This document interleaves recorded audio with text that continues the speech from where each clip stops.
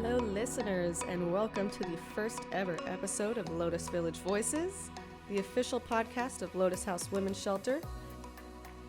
We are broadcasting to you from our brand new in-house studio at the shelter in Miami, Florida, in the historic Overtown neighborhood. My name is Jackie Roth, and I'll be your host for the show. I manage our hydroponic farm here at Lotus House and assist with researching and designing other exciting children's programming, which you will be sure to hear lots more about in future episodes. This podcast is the newest development in the evolution of our 15 years of shelter operations, over the course of which we've served thousands of high special needs women and children. Our show will highlight the many therapeutic, trauma-informed, and enriching services we provide and the evidence base behind them, as well as some of our own research findings and insights from staff and other experts in the field. But most importantly, our show will amplify the voices and stories of the women and children we serve. This podcast is made possible through the generous support of the Miami-Dade Children's Trust and all the sponsors who have helped sustain our arts programming over the years. We extend a heartfelt thanks to each of you. In today's inaugural episode, you'll hear a conversation with our founder and executive director, Constance Collins, as well as some samples from our Mother's Day event earlier this month. Let's get started. Yes, I remember the night that this idea came into existence. We've been able to see it come into fruition over the course of a year and a half. Here we are, finally recording our first episode. I'm Jackie, hosting the podcast. Our guest here today is our founder and executive director. She wants to introduce herself. Okay, hi. My name is Constance Collins. I am so thrilled to be part of the launch of Lotus Village Voices here at Lotus Village. And I just want to say a special thank you to the Children's Trust of Miami-Dade County for sponsoring this project as an innovations project that will bring the stories, hopes, and dreams of our children and families to life and share them with our amazing community. Amazing. So our episode today is about just kind of an overview of Lotus House, who we are, what we do, but most importantly, what makes us different from other shelters, some of the things that kind of set us apart, with the primary emphasis on that being our services to children, our message of children first. So we talked a little bit earlier in the episode about how Lotus House began as a small shelter with about 30 women. So I was hoping you could talk a little bit, just tell us about how Lotus evolved from that small shelter of 34 women into what it is today with 500 people and 250 children. Okay, that's a small task. So actually Lotus Village is about to celebrate, Lotus Village is celebrating this year 15 years of operation. I can remember the very first day that we opened our doors on March 1st of 2006. Back then, we were just one small apartment building. It sheltered 34 women, and we had one employee and myself and a handful of volunteers that had worked very hard to renovate an old building and get it in shape and furnish it, outfit it, and set it up for the very first day we opened.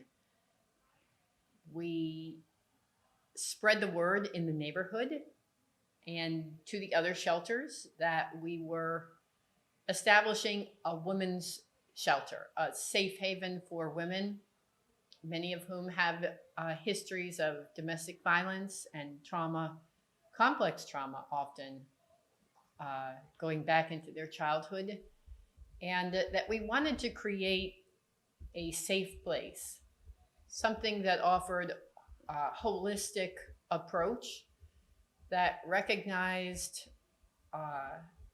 the importance, really, of healing body, mind, and spirit through counseling, of course, but also through things like creative arts, job training, life skills building, access to medical and mental health care. And as time would go on, deep protective factors and supportive services for children. We started out just sheltering women without children. But I can remember the day that I sat and interviewed a woman coming in the shelter. And in those days, we didn't have the staff that we do today, this amazing team. So I actually did all the intake interviews in the early years of the shelter.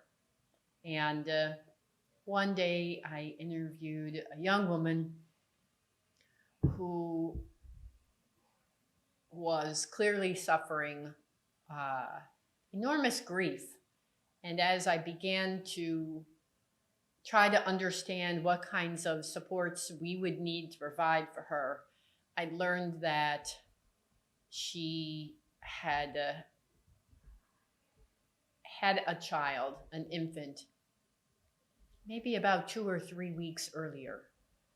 And that she was living on the street, unable to care for her child, unable to get, without money, unable to provide diapers, formula, things of that nature. So she went to a nearby public grocery store and literally begged the security guard at the entrance to provide her with formula for her child or to take her child.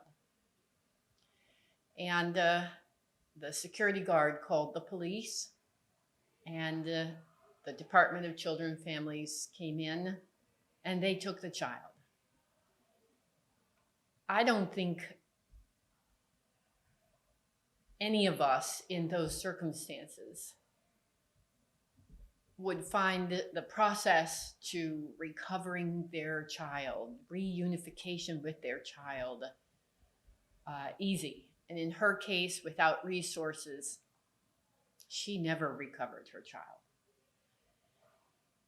That's when I realized, and this was in the first year of operating the shelter, that's when I realized that we had to provide space for women who were homeless and pregnant and their infants. And we set out to find another building very close to the original building. As it happened, it turned out to be a building right next door. And we outfitted that building to create what we called the maternity wing, and included cribs and bought baby bottles and changing stations and everything needed for new moms and their infants to thrive, to stay together, and to grow together. We opened that building in March of 2007. So since then, Lotus House and now Lotus Village have sheltered close to 7,000 women and children. It's hard to really understand how we got from that first day of opening to this moment, where we have over 500 women and children on a nightly basis.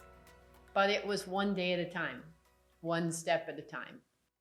So we are waiting right now for, at the time of this recording, for the studio itself to be finished. But at the moment, we are temporarily recording from a children's playroom, which is pretty on point for the theme of the episode and the podcast as a whole. So you answered a lot of my questions. I do want to clarify a few points, though. So you mentioned that, it starts as a shelter of 34 women, and very quickly in the first year, the realization comes that we have to include babies, we have to allow pregnant women. So was it also at that time in the old buildings that we started to include children older than infants and whole families? Were they living in the old buildings, or was that more when Lotus Village came in that we were able to accommodate those groups? So our growth occurred over time. We started with the first building for 34 women. Then we added the maternity wing that accommodated pregnant women and their infants.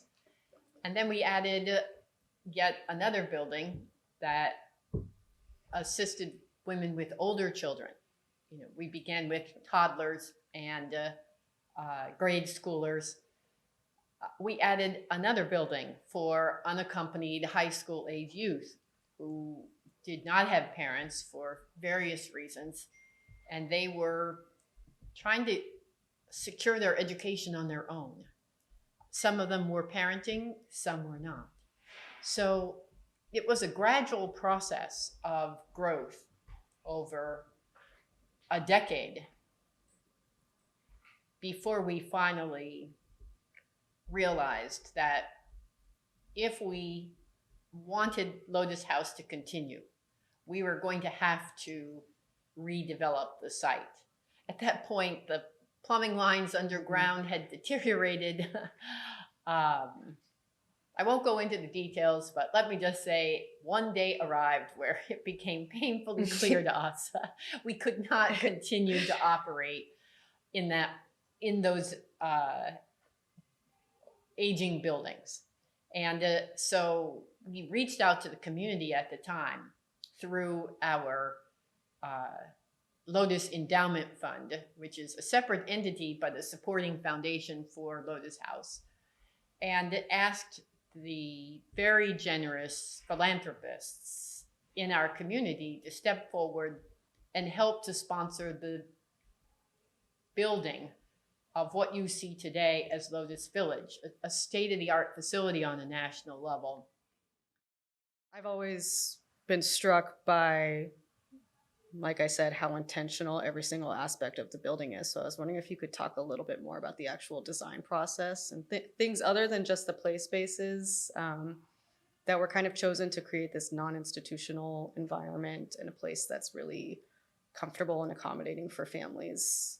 So if you could talk a little bit more about what was going through your mind as you were designing the development, some of the things that you learned from the old buildings, especially with regards to housing children and families. Well, okay, so when we set out to design this facility, we had been operating for a decade. We knew what we didn't have and what we needed. If you hearken back to those days, we did not have indoor seating other than for about 10 people where we served the meals. And even that was a step up from the very beginning, where we would serve the meals on the table outside, and you had to hope it didn't rain that day during mealtime. So we had come from very, very humble beginnings, and it was easy to put together our want list of what we would need if we had the resources to do it. But we went a step further, actually, and we applied for and got an Innovations Award, again from the Children's Trust, to develop a model therapeutic children's wellness center to embed within the facility. We wanted a state-of-the-art childcare facility, but we also knew, given the high levels of trauma that our children have experienced before arriving here, it was important to have a deep therapeutic component to what we were doing. And so the Children's Wellness Center research, which spanned several months and meeting with many different community providers to get ideas and visiting childcare centers around the country, actually, to look at other ideas, other ways people had tried to address the needs of children, resulted in not only a long, in-depth paper, which is on our website, about the Children's Wellness Center, but also gave us the principles that would underlie every aspect of the facility itself. So, for example, we learned that it's important for children and families that have experienced trauma to be in a soothing environment, that maybe bright colors are not the best, but certainly natural materials like the wood floor and the wood furnishings that you see throughout the facility were soothing and more conducive to healing. We selected furniture that was designed to have soft curves everywhere because we'd seen children falling down for years.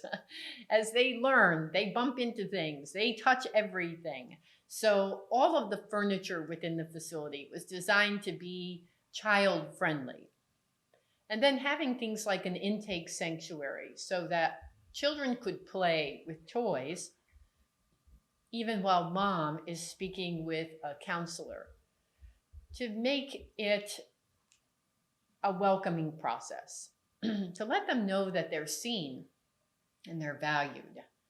They're not just baggage in tow, as is so often the case in shelter systems across the country. You know, most shelters really evolved around the needs of men living out on the street, sadly, chronically homeless, many times suffering from substance abuse issues due to lack of mental health treatment. And it wasn't until the mid-'80s that you started to see children and families, particularly single mothers, flooding America's shelter systems. And so the shelters really kind of pieced together without much thought or the resources to address the needs of children from the outset.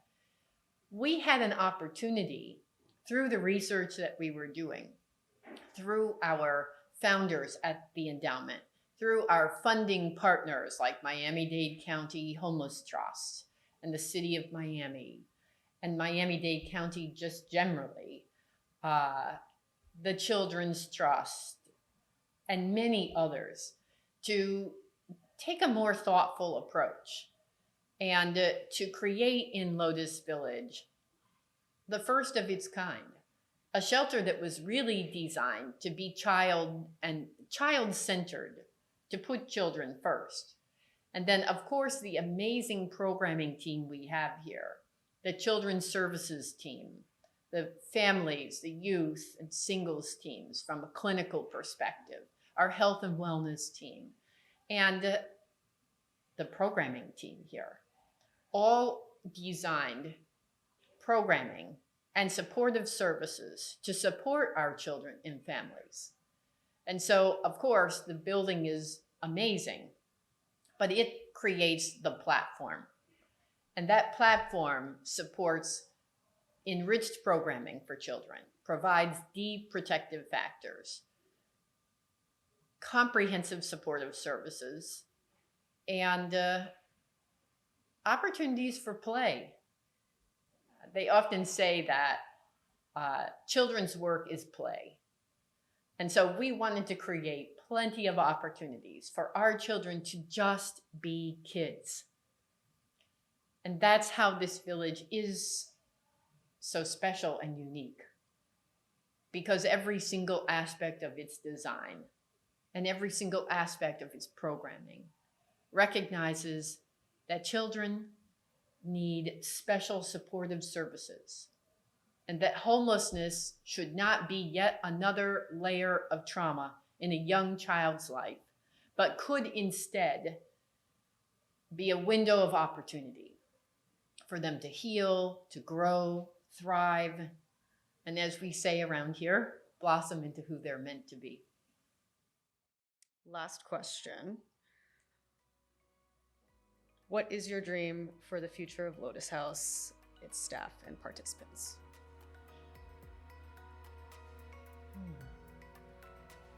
My dream is that the dreams of every woman and child who enter this house come true.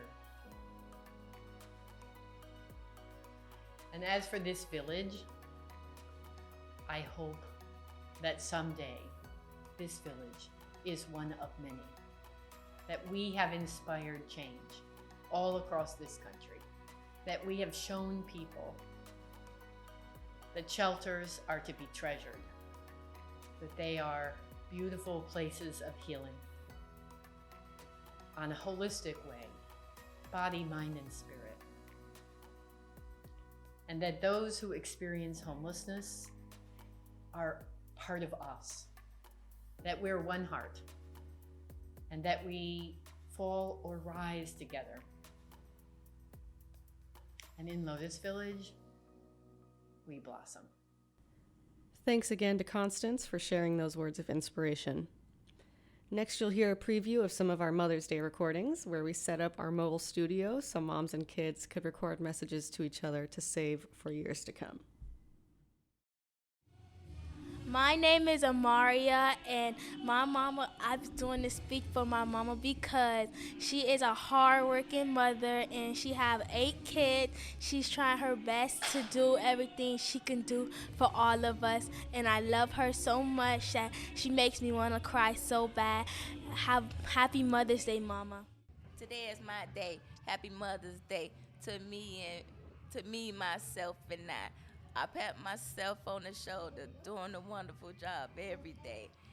Sometimes it get hard, but it get better. When I think about it, it's all joy and smile.